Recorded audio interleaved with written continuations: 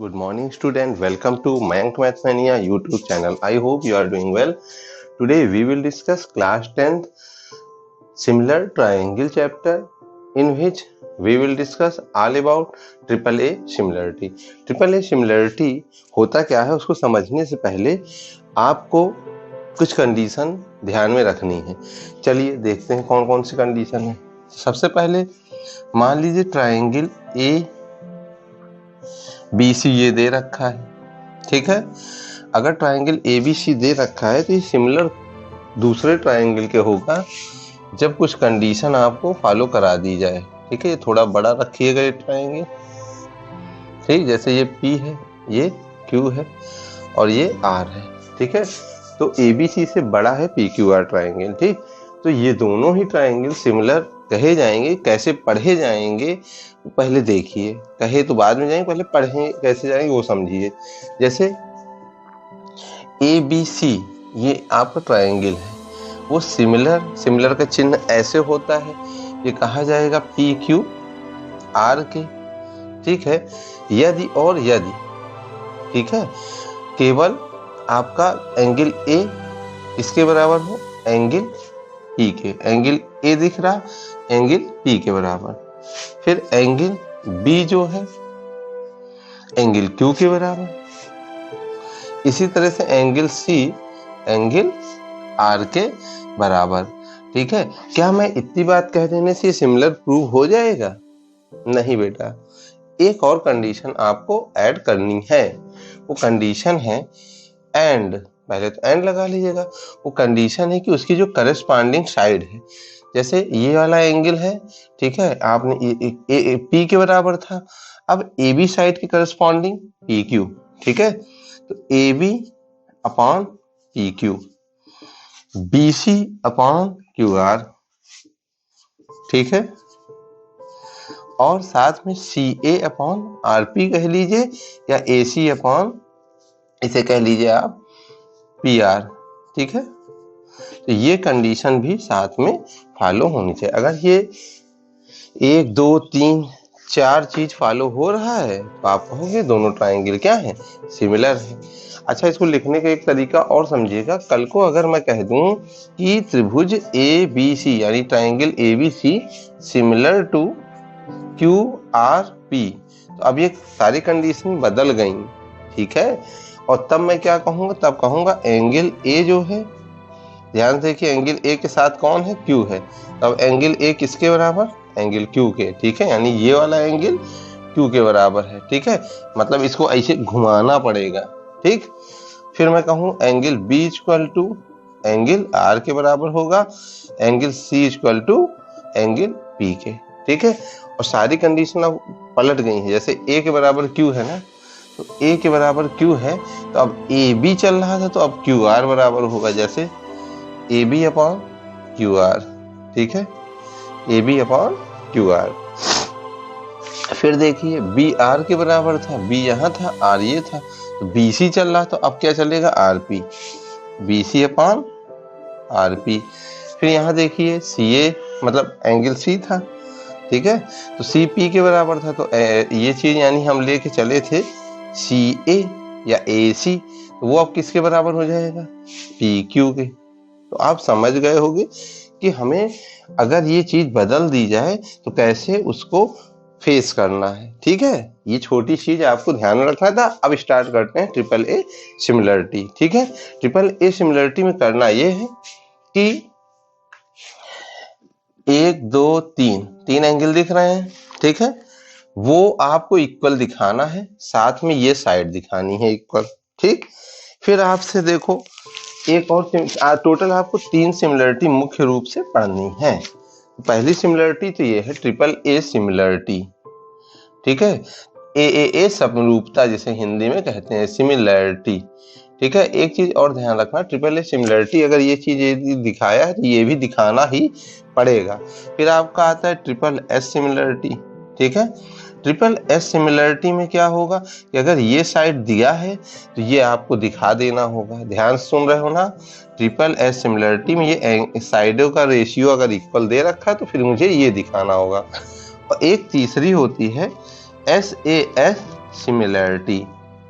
ठीक है, उसमें बेटा क्या होता है, उसमें जो है आपका जैसे ये त्रिभुज है, ये ए है ना, तो यहाँ पर कहोगे बी ए सी में, त्रिभुज बी ए सी में या ए बी सी में, ठीक है, एंगल ए को इस एंगल पी के बराबर दिखा दो।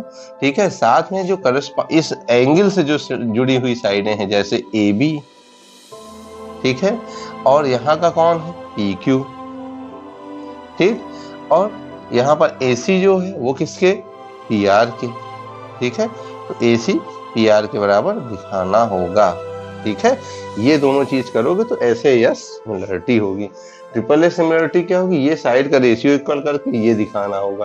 ट्रिपल ए सिमिलरिटी क्या होगी, ये एंगल दिखा के ये प्रूव करना होगा रेशियो। तो आशा करता हूँ दिमाग में इतनी चीज तो बैठ गई है। अब हम चलेंगे प्रूव करेंगे थ्योरम को। तो स्टेटमेंट ट्रिपल ए सिमिलरिटी का ये है कि किसी त्रिभुज में ये एंगल इसके बराबर है, ये एंगल इसके बराबर, ये एंगल इसके बराबर, मतलब कि हिंदी मीडियम वालों सुन लो, दो ट्रायंगल में करस्पॉन्डिंग एंगल इक्वल है, संगत कोण बराबर है। ठीक है, ये वाला इसके बराबर, ये वाला इसके बराबर, ये वाला इसके बराबर है। ठीक है, then their corresponding side are proportional. याद करो ना, अभी थोड़ी देर पहले बताया ना कि अगर ये कोण क्या है इक्वल, तो मुझे क्या दिखाना होगा, उसकी साइड्स का जो रेशियो है वो इक्वल होगा। ठीक है, फिर देखो जैसे मुझे ये दिखाना पड़ेगा A B upon D, A upon D, B C upon E F और C A upon D F. ठीक है, ये आपको दिखाना ही पड़ेगा। ठीक है, तो ये हो गया, और तभी क्या होंगे, दोनों ही ट्रायंगल क्या हो जाएंगे, सिमिलर हो जाएंगे। समझ में आई बात। अब सुनो, इसको लिए करना क्या है, इसके लिए पहले मैं कंस्ट्रक्शन करूंगा कि ए बी लंबाई डी के बराबर, मतलब यहाँ पर कुछ नाम दे रहे हैं, जैसे ए बी लंबाई को मैं डी पी के बराबर काट रहा हूँ, ए सी लंबाई को मैं डी क्यू के बराबर काट रहा हूँ। ठीक है, ये लंबाई क्या है, सेम है, इस हिसाब से काट रहा हूँ। ये पी कर लेना और ये क्यू कर लेना। समझ में आई बात। अच्छा, ये सब कर क्यों रहे हैं, प्रूव करना है। ठीक है, लेकिन कैसे करोगे, दिमाग बैठाओ कॉन्सेप्ट। ये इसके बराबर हो गया, इसको मिला भी दिया। अगर मैं किसी तरह से ये चीज इसके बराबर दिखा दूं तो ये दोनों ही लाइन क्या हो जाएंगी, पैरेलल हो जाएंगी। और पैरेलल होते ही बीपीटी लगा लोगे। ठीक है, और याद करो जो मैंने बताया था कोरोलरी, ठीक है, सब थ्योरम, तो वो क्या था, यही तो था कि DP upon DE equal to, इसी तरह से डी क्यू अपॉन पूरी लंबाई क्या है, डीएफ। मैंने थेल्स थ्योरम के साथ दो कोरोलरी बताया था ना, दो सब थ्योरम, तो उसी में से मैंने एक को ये दिखा लिया, मतलब ऐसे कर लिया। अब हम बताओ डीपी जो है मैंने किसके बराबर खींचा, ए बी के, तो डीपी क्या था, ए बी अपॉन डीई, और डी क्यू के बराबर मैंने क्या खींचा, ए सी, तो ए सी अपॉन डीएफ। तो आप देख क्या रहे हो, ये चीज आपको मिल रही है और ये मिल रही है, इसी तरह से ये हम दिखा लेंगे। ठीक है, तो अभी आपके दिमाग में ये आया कि सबसे पहले ये हम पैरेलल दिखाएंगे, और पैरेलल दिखाते ही बीपीटी थ्योरम का यूज करके हम ये चीज लिख सकते हैं कि डीपी अपॉन पूरी लेंथ डी, और उसी डीपी को चूंकि इसके बराबर काटे तो A B upon D, A C upon D F, ये हम दिखा लेंगे। ठीक है, आओ जल्दी से देखते हैं क्या क्या करना है। तो आपने कंस्ट्रक्शन तो कर ही लिया, इसकी लंबाई के बराबर क्या कर लिया, खींच लिया है, तो यहाँ पर लिख लेना कंस्ट्रक्शन। ठीक है, कंस्ट्रक्शन, ये जो कंस्ट्रक्शन है उसमें कह देना कि draw line DP and D Q, draw set point P and Q, set P and Q such that, P और क्यू को set P and Q on line D E and D F respectively, ठीक है, such that, इस प्रकार से हम रख रहे हैं कि क्या चीज, ए बी बराबर डी पी और यहाँ से ए सी बराबर डी क्यू।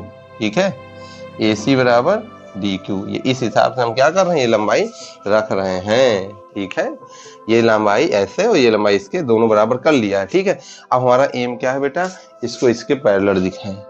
ठीक है, ये पैरेलल दिखाने के लिए हमें क्या क्या करना होगा, याद कीजिए, कॉन्ग्रुएंसी याद है, कॉन्ग्रुएंसी याद है ना, बस उसी को यूज करना है। देखो यहाँ पर प्रूफ में लिख लो, प्रूफ में क्या लिखोगे, प्रूफ में आपको लिखना है कि मैं इस ट्राइंगल को इसके पहले कॉन्ग्रुएंस तो दिखाऊं, ठीक है। ये वाला ट्राइंगल इसके कॉन्ग्रुएंस दिखाने जानते हो क्या फायदा हो जाएगा, ये वाला एंगल किसके बराबर हो जाएगा, पी के, ठीक है।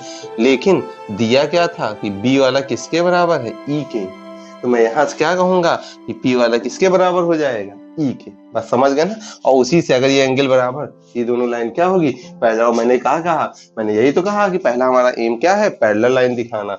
यहां से कहोगे सर्वप्रथम इसमें लिख लेना in triangle ABC and triangle DPQ। ABC और DPQ में क्या होगा बेटा, कहोगे कि एंगल A, ठीक है, एंगल A किसके बराबर दिया है, D के, एंगल A D के बराबर दिया नहीं है, ये देखो ना, तो यहां लिख लो गिवन, ठीक। अच्छा ये बताओ, ये लंबाई इसके बराबर काटे हो ना, तो AB बराबर क्या, DP, ठीक है। और दूसरी चीज एंगल AC बराबर क्या, तो आप कहोगे DQ, ठीक। ये दोनों कैसे, कॉन्स्ट्रक्शन से, ये दोनों कैसे, कॉन्स्ट्रक्शन से। अच्छा अब मैंने कॉन्स्ट्रक्शन से बराबर दिखा दिया, ये दिया था, यानी ये दोनों ही ट्राइंगल क्या हो गए, तो आप कहोगे कॉन्ग्रुएंस। कॉन्ग्रुएंस का मतलब बेटा जानते हो, ये सर्वांग समता का चिन्ह है, तो सर्वांग सम हो गए, ठीक है। हिंदी मीडियम वालों ये क्या हो गया, सर्वांग सम। और अगर सर्वांग सम हो गया तो हम कह सकते हैं सर्वांग सम होने पे हर एक एंगल दूसरे त्रिभुज के एंगल के बराबर होगा, हर एक साइड दूसरे त्रिभुज के साइड के बराबर होगा। तो अब मैं यहाँ पे कह सकता हूँ बाई CPCT क्या होता था, कॉन्ग्रुएंस पार्ट ऑफ, क्या होता था, congruence part of similar congruence triangle, ठीक है। CPCT congruence part of congruence triangle, ठीक है। अब देखो यहाँ पर ये चीज क्या हो जाएगा, बाई CPCT आप कह सकते हो कि angle B equal to angle P, ठीक है। ये दोनों मैंने कॉन्ग्रुएंस दिखाया, सर्वांग दिखाया, जिससे B वाला एंगल P के बराबर हो गया, ठीक है। लेकिन यहाँ लिखोगे बट, लेकिन आपको क्या दिया है, तो आप कहोगे हमको तो दिया है कि B बराबर किसके, E के, B बराबर E के, ठीक है। तो यहाँ पर इक्वेशन नंबर आप क्या कह लेना, फर्स्ट, ये इक्वेशन नंबर सेकंड, क्या लिखोगे, from first and second, first और सेकंड से ये दोनों इक्वल है ना, तो P बराबर किसके हो जाएगा, E के, ये देख रहे हो P किसके बराबर, E के। और अगर इक्वल एंगल हो गए तो यानी कि PQ पैरेलल टू EF, तो यहाँ कहोगे 10 यहाँ पर क्या कहोगे, PQ पैरेलल टू EF। और अब मैं समांतर दिखा दिया तो हमारा तो बस प्रूफ हो गया। अब देखो कैसे समांतर दिखाए ना, तो अब कहोगे in triangle, now in triangle कौन सा, DEF, तो DEF ट्राइंगल में आप कहोगे बाई BPT थ्योरम, BPT का मतलब बाई प्रोपोर्शनल थ्योरम, उसी को हिंदी में क्या कहते थे, उसी थेल्स थ्योरम की, सेल्स प्रमेय का सब थ्योरम, ठीक है। तो वहां पे मुझे क्या कहना है कि DP अपॉन में ये पूरी लंबाई, याद आया, तो DP अपॉन में DE, ठीक है, DP अपॉन में DE, और वो क्या हो जाएगा बेटा, DQ अपॉन में DF, समझ रहे हो, ये रेशियो मिल गया ना, देखो ना यहाँ पर ये चीज दिख रही है, अभी पूरी तरह से नहीं हुआ, लेकिन यहाँ पर क्या कहोगे, बट DP किसके बराबर दिया है, तो आप कहोगे DP तो दिया है AB के बराबर, एंड DQ किसके बराबर दिया है, तो कहोगे AC के बराबर। सो या 10 इस प्रकार से DP की जगह AB रख लो, AB अपॉन DE बराबर DQ की जगह क्या हो जाएगा, AC अपॉन DF। ये तो आपने एक पार्ट प्रूव किया, ठीक है, इक्वेशन नंबर 3। हम देखो यहाँ से यही तो है, AB अपॉन DE, और उसके बाद फिर क्या है, AC ये है अपॉन DF हो गया। अब देखो बेटा एक चीज फिर से देख लीजिए, इस ट्रायंगल को थोड़ा सा ऐसे भी समझ लीजिए, ठीक है। अब जैसे मुझे ये भी तो दिखाना है ना, तो मैं कैसे दिखाऊंगा, कल को मैं ये लाइन जो PQ है ना, जैसे जितनी लंबाई ये है उतनी ही लंबाई इधर खींच लूं, ठीक है, और इतनी ही लंबाई इधर खींच लूं, ठीक। तो अब इसको मिला के इसको इसके पैरेलल दिखा दो, ठीक है, तो फिर से वही रेशियो AB अपॉन क्या मिल जाएगा, सिमिलरली ऐसे लिख लीजिए, सिमिलरली। अब वो चीज कैसे दिखेगी, तो आप कहोगे A B upon D E बराबर किसके दिखेगा, B C upon E F, B C upon E F. ये क्वेश्चन नंबर क्या है, 4 है। इस पूरे को आप नोट कर लो, तो तीसरे और चौथे से क्या हो जाएगा, मैं यहाँ पे हल्की जगह बना दे रहा हूँ, ठीक है, यहाँ पे हल्की सी जगह बनाया, ठीक है, और इस जगह में आप कहोगे 10 फ्रॉम 3 एंड 4, 10 फ्रॉम 3 एंड 4, तीसरे और चौथे से। तीसरे और चौथे से क्या हो जाएगा, तो आप कहोगे तीसरे और चौथे से, आपका क्वेश्चन प्रूव हो जाएगा। A B upon D E equal to A C upon D F, और ए बी अपॉन डी किसके बराबर है, B C upon E F, यही तो है, ठीक है। तो इसी को सीक्वेंस में कर लो कि ए बी अपॉन डी हो गया, फिर B C upon E F, मैं यहाँ लिख दे रहा हूँ B C upon E F, और यहाँ C A B C upon E F लिख लिया ना, मीटा इरेज किसको किए थे, ये सी ए वाले को किया था, यानी सी ए अपॉन एफ डी, तो तीनों चीज बराबर हो गई ना, हेंस प्रूव्ड। अभी प्रूव्ड नहीं हुआ है, मैंने लिख भले दिया लेकिन प्रूव नहीं हुआ, क्यों, क्योंकि मुझे यहाँ लास्ट में लिखना पड़ेगा 10 triangle A B C similar to triangle D E या, अब हेंस प्रूव हुआ है, ठीक है। तो समझ में आई बात, कॉन्सेप्ट दिमाग में बैठाओ कि पैरेलल लाइन दिखाना है, इक्वल दिखाना होगा कॉन्ग्रुएंसी से, और इक्वल दिखाने के बाद हम बीपीटी थ्योरम का यूज करेंगे। बीपीटी थ्योरम यूज करने से ये रेशियो मिलेगा, इस रेशियो में डीपी की जगह ए भी रख दोगे, इसी तरह से यहाँ वाले में भी करोगे, यहाँ करने के बाद सब मैच कर दोगे और आपका theorem triple A similarity prove हो जाएगी। आशा करता हूँ समझ में तो आया होगा, और तब तक के लिए अच्छे से नोट बनाते रहो, पढ़ते रहो। Thank you.